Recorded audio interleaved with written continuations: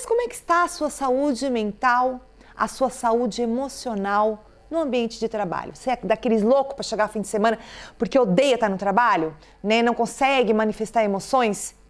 É uma das maiores causas de transtornos mentais, essa situação no trabalho, né? De você estar ali, não tá legal, não tá bem, tem um burnout, tem várias situações.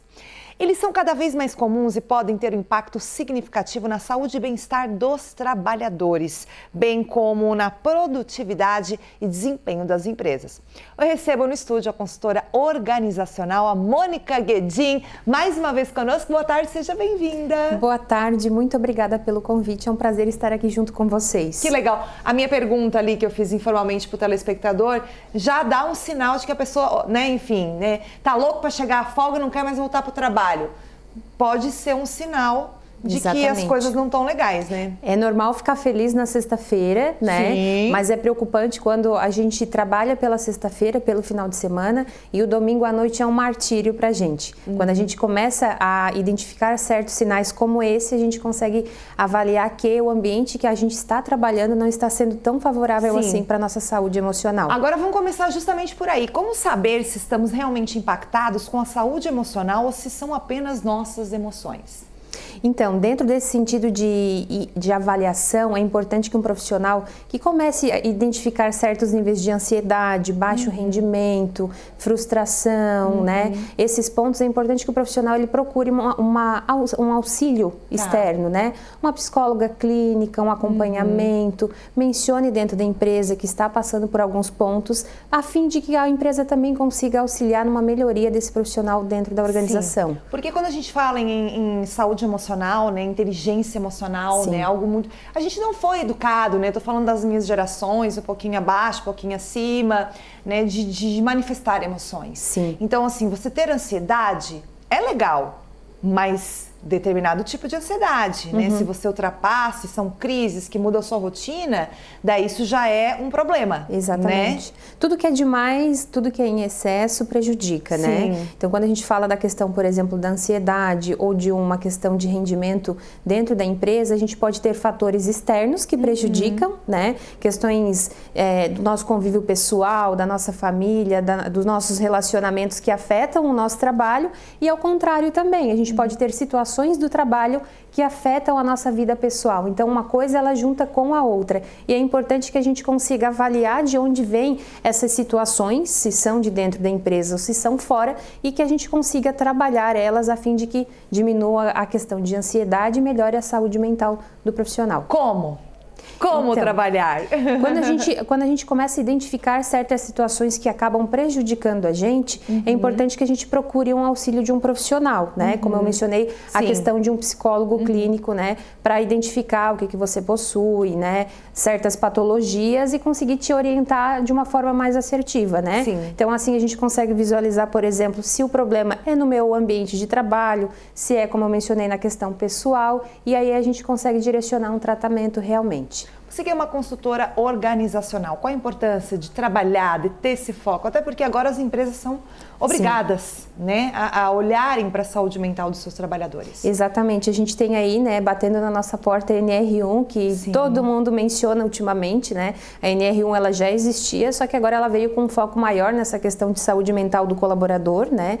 Sei que ela postergou aí, tem uma vigência para organizar as empresas um pouquinho maior, agora ela vai ser de fato vigente no próximo ano, mas ela trouxe em pauta essa questão da saúde mental do colaborador.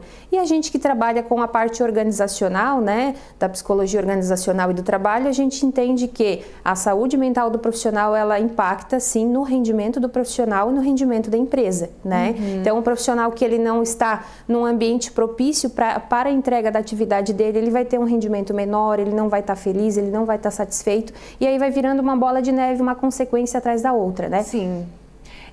São situações novas para todo mundo, né? Até os profissionais, eu acho que são mais preparados, vocês, falando do consultor que estuda bastante, mas para quem vive no dia a dia e a gente tem várias gerações, inclusive já falamos sobre isso aqui no Ver Mais, várias gerações juntas dentro de um ambiente de trabalho, né? Algo inédito, 4 gerações, se bobear, daqui a pouco conseguimos 5 gerações juntas num ambiente de trabalho.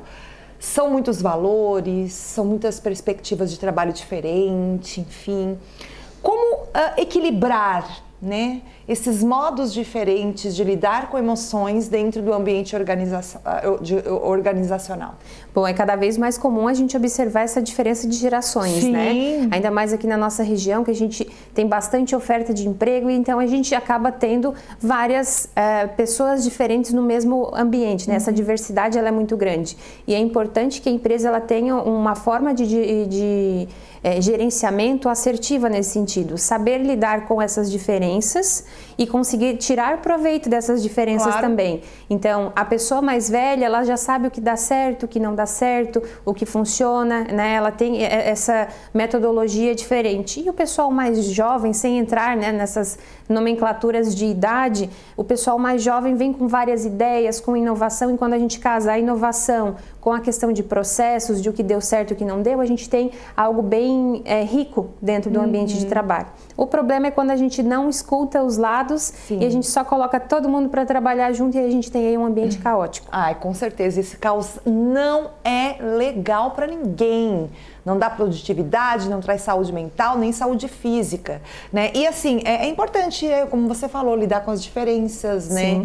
Importante cuidar da saúde mental. Você que é uma consultora, você presencia já, né? Você deve estar vivenciando, né? Como é latente hoje a preocupação, até porque existe uma legislação, algo que exija isso, mas a preocupação com a saúde mental dos trabalhadores, né? Exatamente. Eu digo que a legislação, ela meio que incentiva o empreendedor, o empresário, a olhar para este lado, né? E a gente sabe que a geração mais jovem, por assim dizer, ela já vem com esse olhar para o mercado de trabalho. Porém, os profissionais que já se encontram no mercado têm certa dificuldade de se expressar nesse sentido. Às vezes é aquele profissional que se sobrecarrega e não menciona sobre isso, que escuta muito desaforo, né, dentro do ambiente de trabalho e se cala, e depois tem problemas de ansiedade, de burnout e afins. Então a gente acaba casando também esse olhar do público mais jovem para melhorias dentro do ambiente organizacional, né? O desafio será encontrar um equilíbrio. Exatamente. Né? Da maturidade, eu acho que emocional, que os jovens às vezes são até mais, assim, né, com relação a gente, e fazer com que haja um equilíbrio, as trocas importantes, eu acho que é bem legal. O caminho para o sucesso seria esse?